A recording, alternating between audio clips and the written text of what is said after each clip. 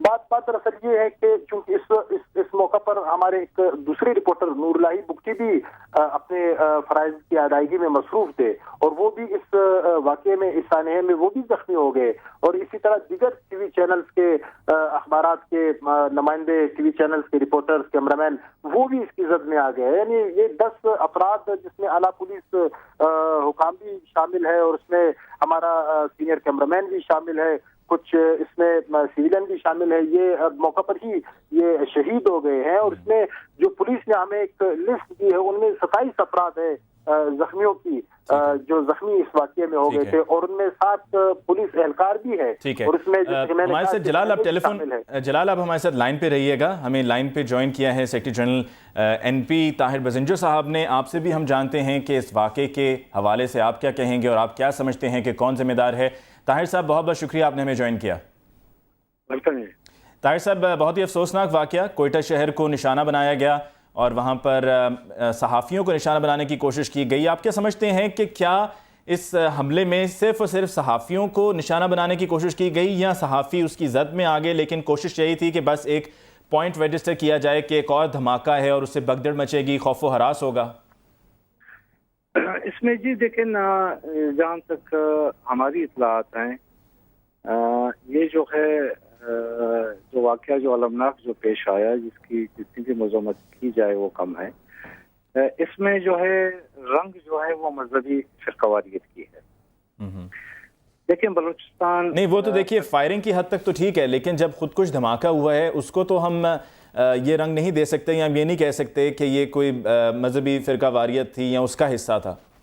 لیکن جی میں سمجھتا ہوں کہ بالکل وہ مذہبی رنگ ہے اس کی، جو میری اطلاعات ہیں.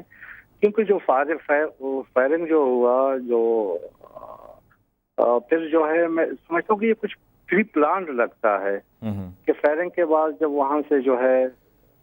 ٹھیک ہے طاہر صاحب، آپ نے کہا آپ کو لگ رہا ہے کہ یہ پری پلانڈ تھا. ہمارے ساتھ ہمارے رپورٹر جلال بھی ہیں جو اس وقت موقع پہ موجود تھے. جلال، یہ بتائیے کہ کیا آپ کو بھی لگتا ہے کہ پری پلانڈ تھا یا یہ پری پلانڈ نہیں تھا؟ ہو سکتا ہے فائرنگ پری پلانڈ ہو لیکن جو دھماکہ تھا وہ پری پلانڈ نہیں تھا.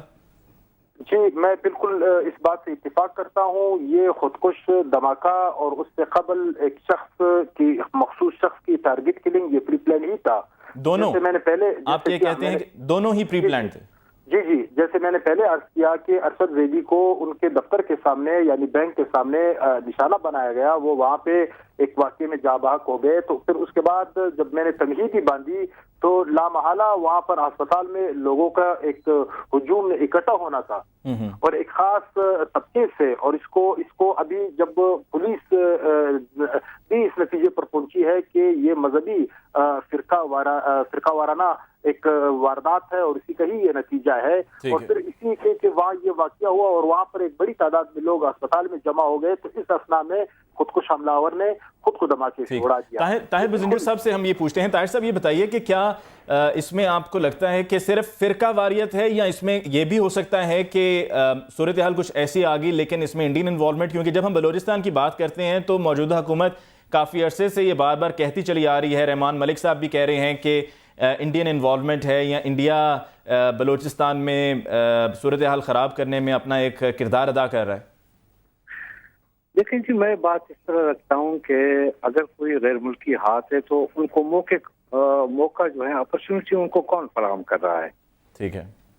دیکھیں اس وقت اگر آپ خطے کے حوالے سے دیکھیں، پاکستان کا محل وقوع کچھ اس قسم کا ہے کہ یہاں پر جو بڑی طاقتیں ہیں یا جو ریجنل طاقتیں ہیں، ان سب کے مفادات یہاں پر آ کر ٹکراتے ہیں.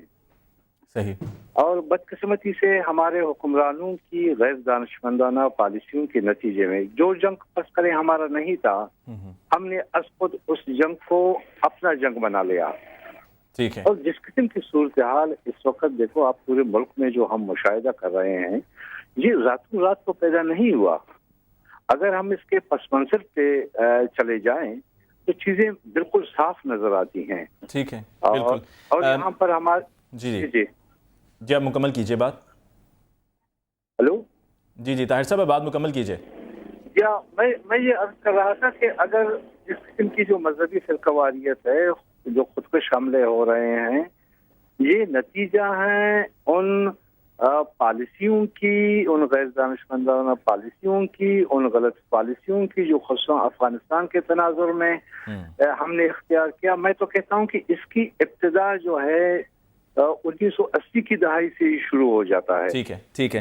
طاہر بزنجو صاحب، آپ کا بہت بہت شکریہ، آپ نے ہمیں جوائن کیا ٹیلی فون لائن پہ. جلال نورزئی، آپ کا بھی بہت بہت شکریہ، اور ہم آپ کو سلام پیش کرتے ہیں کہ آپ اس طرح کی سچویشن میں جا کے رپورٹنگ بھی کرتے ہیں، اپنی جان کو ہتھیلی پہ رکھ کے کام کر رہے ہوتے ہیں. ہم آپ کو سلام کرتے ہیں، بہت بہت شکریہ. اور ساتھ ہی میں ہم ملک عارف کیمرامین جو اس دھماکے کے نتیجے میں شہید ہوئے، ہم یقیناً ان کو بھی سلام کرتے ہیں کہ انہوں نے اپنی جان کا نذرانہ پیش کیا، اور یقیناً جو صحافت ہے یا صحافیوں کا سر فخر سے اونچا کر دیا، اور ایک مثال قائم کر دی ہے کہ اپنے پیشے سے مخلص اگر ہونے کی کوئی بات کرتا ہے یا مثال ہوتا ہے تو اس سے بڑی مثال کیا ہو سکتی ہے. اور کیا صحافی اپنے پیشے سے مخلص ہیں یا نہیں، یہ اس کی ایک جیتی جاگتی مثال ہے.